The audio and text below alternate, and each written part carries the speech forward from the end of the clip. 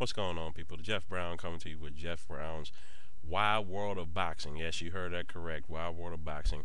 Um, I had to change the name on my page because, you know, even though I love all kinds of sports, it seems mainly that I'm more geared towards boxing, and that's where most of my fan base is. So my new name on my page is now Jeff's Wild World of Boxing, and that's the one I'm going to stick with. Anyway, getting to the business at hand. The reason for this video, first of all, um, been catching a lot of flack today about some of the comments I made in regards to this drug test situation regarding Manny Pacquiao and Floyd Mayweather. First of all, let me go on record as saying once again, um, I, I, I I love Floyd and I love Pacquiao, so I don't want to do anything to ridicule either one of these guys. But once again, I will go on record as saying this is pure psychological warfare, pure and simple. No, it's not Muhammad Ali style or any of that. There's never going to be another Ali. There's never going to be, you know, another Roy Jones or any of those guys that like to talk trash. But the bottom line is this. Um, if you feel, for those of you who feel like, this is more or less just a way of Floyd saying, well, he doesn't want to fight. That's just not true because, first of all, if the man didn't want to fight, he wouldn't have come to the negotiating table in the first place. Everybody knows, if you've watched boxing over the years, Floyd has been one of those guys that uses psychological warfare and tries to get any advantage that he can. Okay, and the same goes for Pacquiao. Okay, he has done some things too that have been a little bit quirky and questionable, but it does not discount him as a fighter, nonetheless. Okay, I can't stress to you enough how important this fight is, people.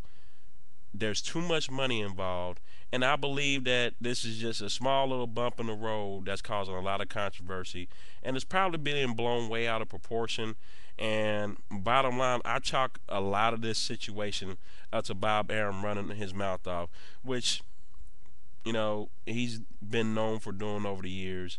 And to say that Floyd is scared of Manny Pacquiao is so far from the truth. It's not even funny because once again, why would the man have come to the negotiating table in the first place if that was the case?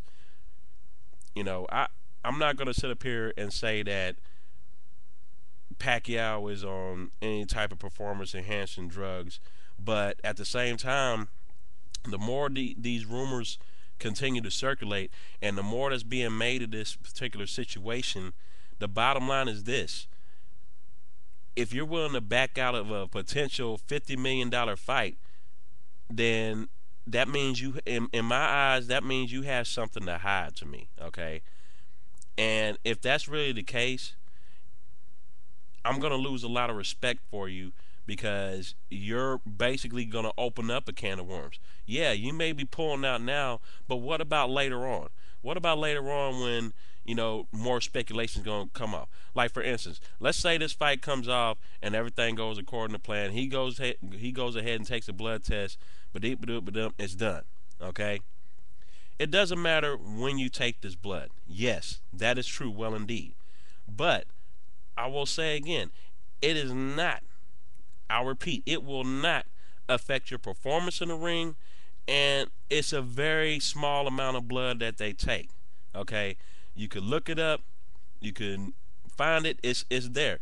These style of tests that they're trying to get done has proven countless athletes to end up being on some type of performance enhancing drugs. See, I can't even say the damn word right because this shit is so ridiculous.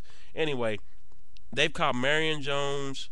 They've caught these same tests have caught Sean Merriman and countless other athletes here recently with these same types of tests. If these tests were so bad, if it was so wrong for Floyd to ask for these tests, then why would he say that he's willing to do it himself? He's not afraid of needles, but all because of something that Pacquiao said about him being superstitious. I don't believe that. If this man is so superstitious, I'm all about quirks and superstitions and stuff like that. It's a common theme in athletes and all types of sports have used some type of superstitious material to make themselves better or worse or whatever the case may be in the history of sports, period. And if you want valid proof of that, I'm finna bring to you a couple of examples of what I'm talking about.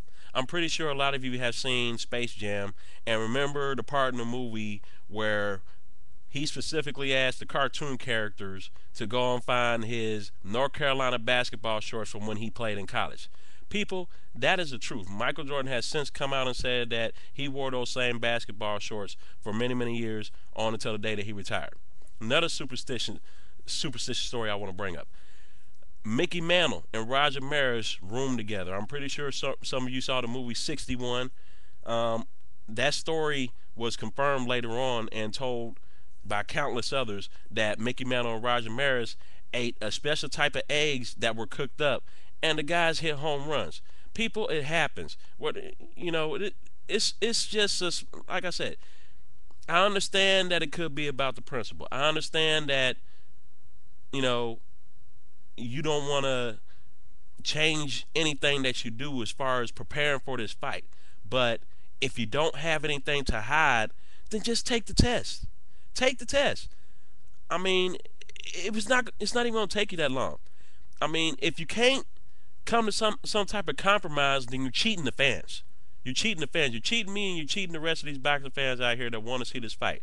And honestly, I will go on record right now and say that this fight is still going to come out. It may not happen on March 13th like everybody wanted to, but truth be told, I predicted this weeks in advance from the time that the Pacquiao and Cotto fight ended up until now that something was going to keep this fight from happening.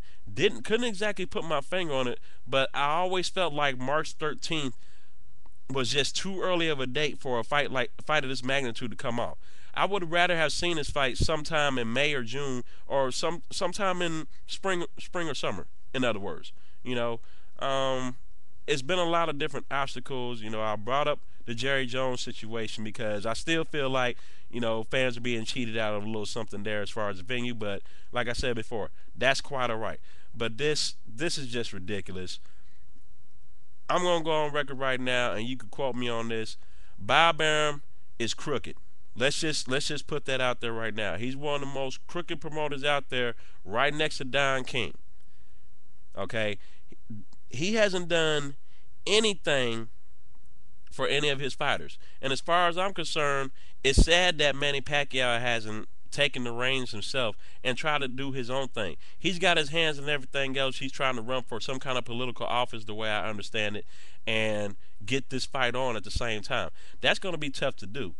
I believe Manny Pacquiao needs to be more concerned with the distractions trying to do that than worrying about a simple blood test that isn't going to take you that long to do.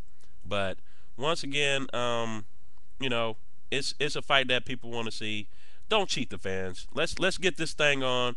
You the fans out there, help us out. Help us out here. Give us something. Give us something more tangible, something a little bit more valid. Because you're not going to make me believe that Floyd Mayweather is scared of this man. Because, like I said before, if he was, he never would have went to the negotiating table in the first place. Thank you.